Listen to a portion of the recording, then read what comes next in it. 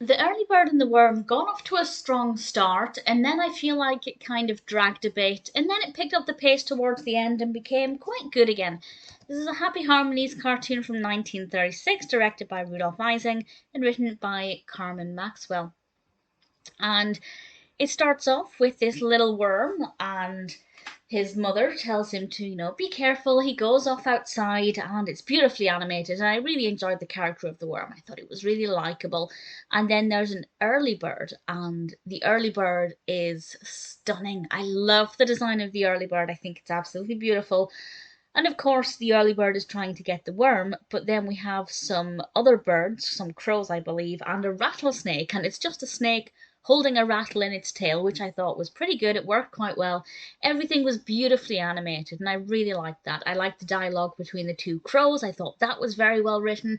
There's not a lot of dialogue in this, but there's a little bit here and there, which I think always arrived at the right time. And then everybody's chasing everybody, and it's unclear who's going to be food for whom. And I won't say any more than that. I don't want to spoil it, because I do recommend it, but it isn't perfect. I feel like after the first 2 minutes or so, it became quite slow. And then maybe in the last 2 minutes, it picked up again, and I was a lot more interested and keen to see how it would resolve itself or what would happen to certain characters. So it's not too bad. It's definitely very well animated. It's beautiful to look at. That's completely unquestionable. Visually, very, very stunning. So I'd recommend it if you're a fan of Happy Harmonies. I think you'd probably quite like it. The music is very good.